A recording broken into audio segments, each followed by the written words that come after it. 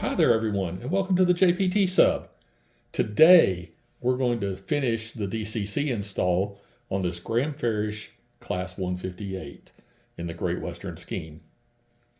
I say finish because I got this unit in August, started the DCC install in September, and had a little issue. Anyway, we're going to drift back in time and watch that, and then when we come back, we'll pick up where that one ended and go from there.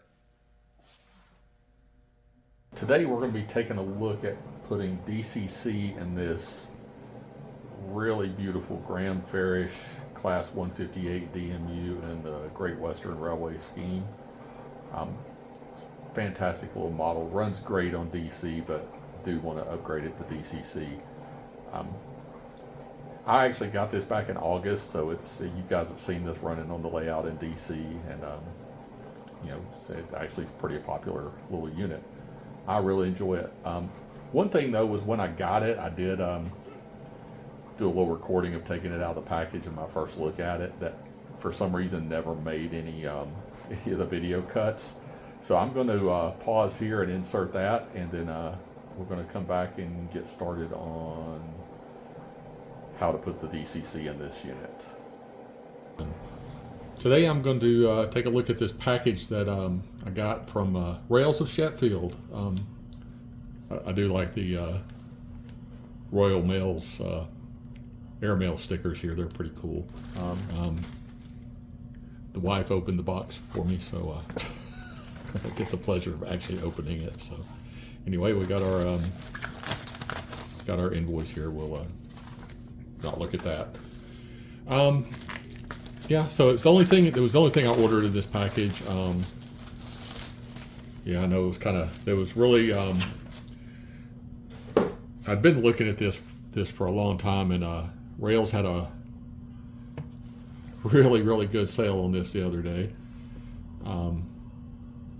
So it's got a tested sticker on it here. I mean, I guess it's all new in the package, but I picked up, obviously you can tell it's Graham Farish because you can see it through the paper, but I got one of the new Graham Farish Class 158s in Great Western.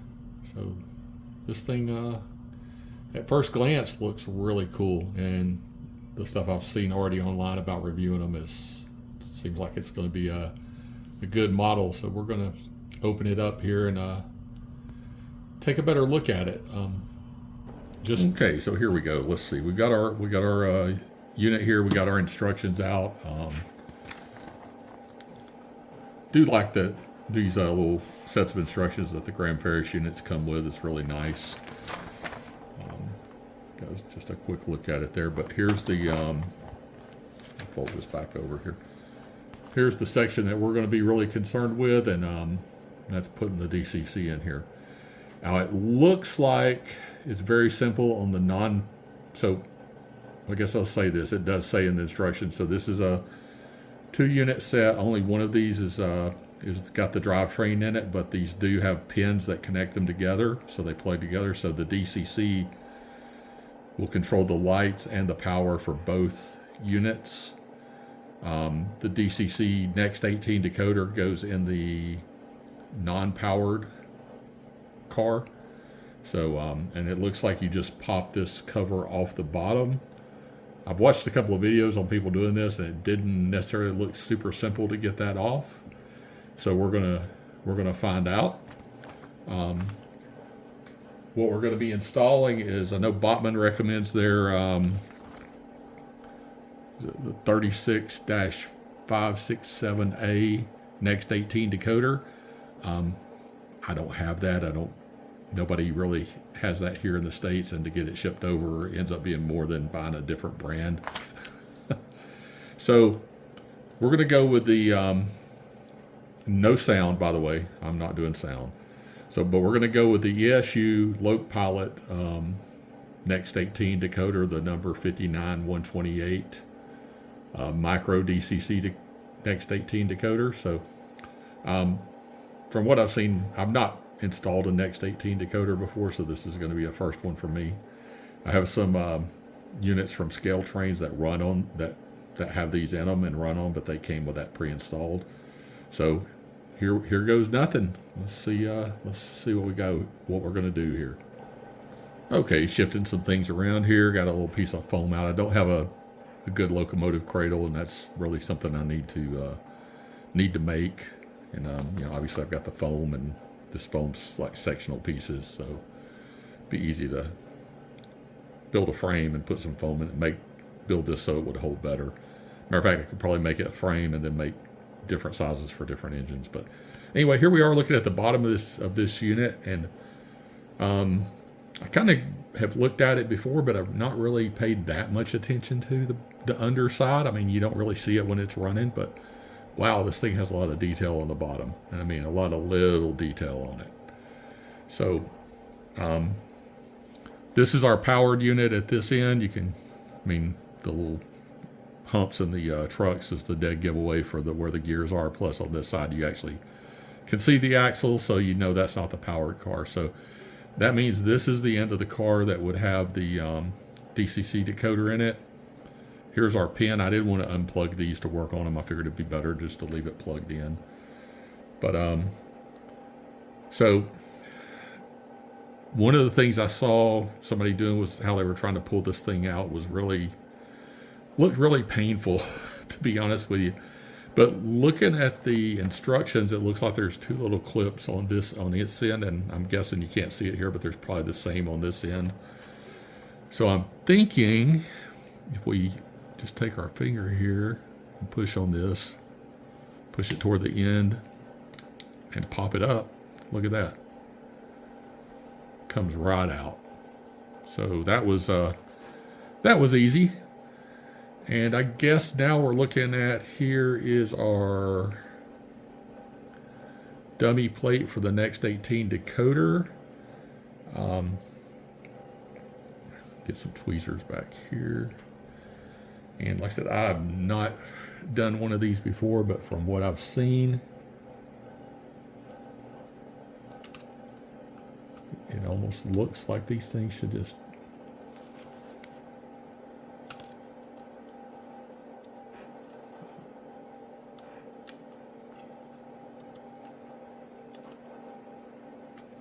there we go. So there's our sorry, my hand might have been in the way there, but there's our blanking plate. So actually it's a pretty nice blanking plate looks as good, almost as good as the decoder. So all right, we're gonna set that aside here, and we're gonna unbox our ESU decoder. That's one thing I get. They probably seems like from what I've seen, they standardized their boxes a good bit for all their different decoders. But man, that's a lot of packaging for one little piece of electronics there. Inside the box, unlike the Graham Ferris that came with these fantastic instructions, the ESU decoders come with this little sheet here directing you to their website for the latest up-to-date instructions on installing and programming their decoders. So really for this, I'm hoping it's going to be really straightforward, that we're just going to have to program an address and it's going to run. But we're going to find out. So we'll see what we got here. All right, so it's another little level to the packaging there. All right, so here we go. Here's our decoder. Obviously, they have different sizes of these available, and I obviously could have gone with a bigger one, but I'm happy with. I like the small. Small is better. I don't think this little sticker right here probably needs to stay on there. Even if it does, I don't think I would want it on there. And yeah, I'm sticking it on the packaging. I'm terrible about, I never throw stickers away or anything like that. So, all right, so we're going to, this should, if it goes in the same way the other one came out, It should just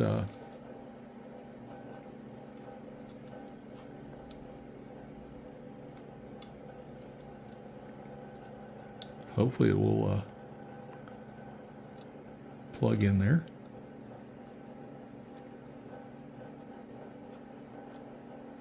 And it does not go in easy.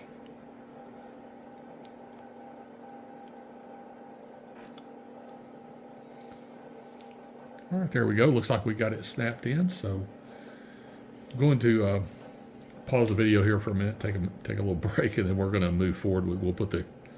We'll try and I'm going to try and program it, put it on the program track, and try and program it before we put the cover back on there. It's probably a smart move. Okay, so here's the deal. I mentioned I bought this in August. I got this decoder in early September, really. I put it in, it fits, went in, put it on the program track and was going to record that part of it, and nothing, nada. So I got to looking, and so now we're in it's 1st of October. Looking at the package here, and I did not realize when I bought this, I bought the Lope Pilot 5, I bought the FX, not just the Lope Pilot 5 Micro, I bought the FX Micro. Guess what? If you guys haven't used these before, the FX is a function-only decoder. It's for power and for non-powered things like controlling lights and cab cars, stuff like that don't have a motor. So it has no motor output. Grr. So anyway, I'm sure I have other uses I can put this decoder to at some point, but for now I'm going to be putting the blanking plate back in, and for you guys it will probably be just a transition from one scene to another in the video here, but for me we'll see how long it takes before I get another decoder and we try this part again. So now we're back to today. You can see now I've got the new Digitrax decoder, the non-FX. It's just the micro DCC. Should be the right one. We're going to find out together. So I'm going to reopen this unit back up and we'll put the chip in. Okay, let's see if I remember what I did here. It was this plate is the one that's got to come out. And I don't remember which way it was. I moved it to pop it out.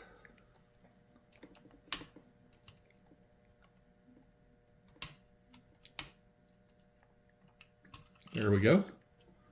Not bad at all, actually. So like I said this in the earlier video that I've seen a lot of people struggle with how to open this thing up, and really pretty easy. So we're going to take the blanker plate out here. There we go. Again, it's a big one.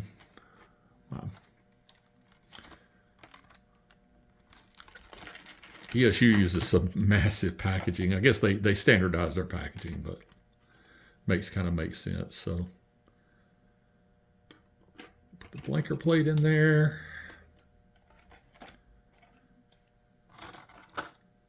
This has that sticker on it again.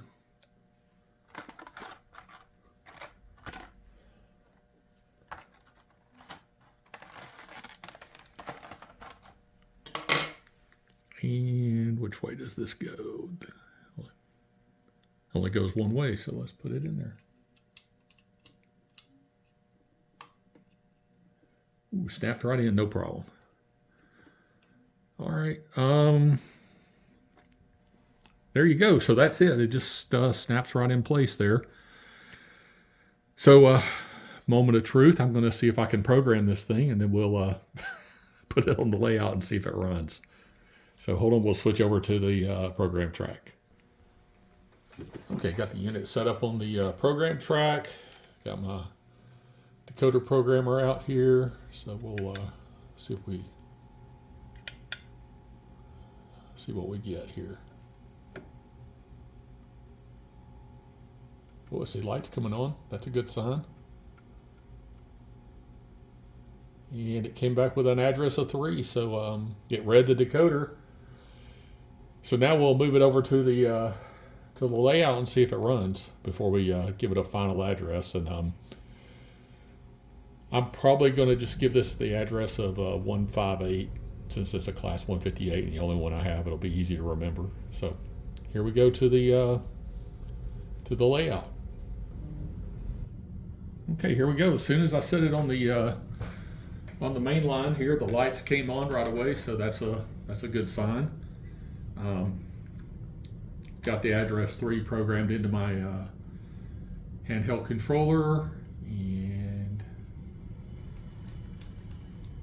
a little forward action right there. And it didn't like where it stopped, so.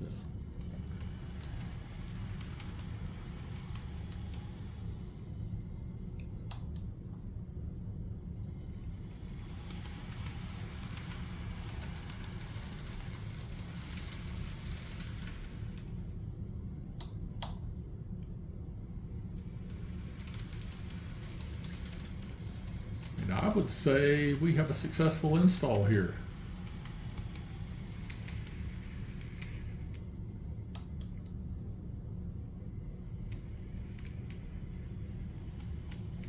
I do like that these things already came pre-lit. Really cool. It's got a good slow speed to it. All right. Well, I'm not going to go through the process of showing you guys get back on the program track and getting the address 158. We're just going to pause, and we'll catch it running in a couple of different spots on the layout, and then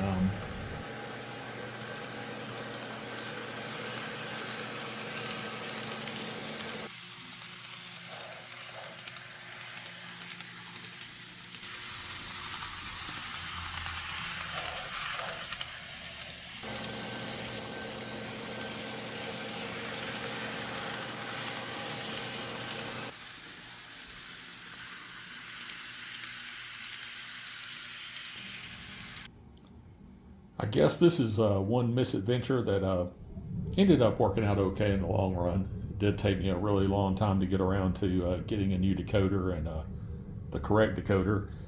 And then after I got it, that still took me a little bit before I got around to installing it. I now have a ESU FX decoder for stationary items that I have no clue what I'm going to do with or how I'm going to use it, but I'll figure out something, or maybe I'll sell it, who knows. We'll see how that goes. But this unit seems to be running really good now, and it actually runs a little better, it seems like, on the DCC than it was running on DC, even though it ran fine. I know when I first got this, I got a lot of positive comments on this unit. A lot of people liked it, and I really like it. It is one of my favorites, and will continue to be, and I'm glad it's got the DCC in it so I can run it more on the main layout now. There you have it. I hope you all enjoyed the kind of crazy look at this DCC install. I appreciate you all tuning in. Hope you'll take a second to click the like button, leave a comment, and if you haven't subscribed already, please do. And we'll see you right here next time on the JPT Sub.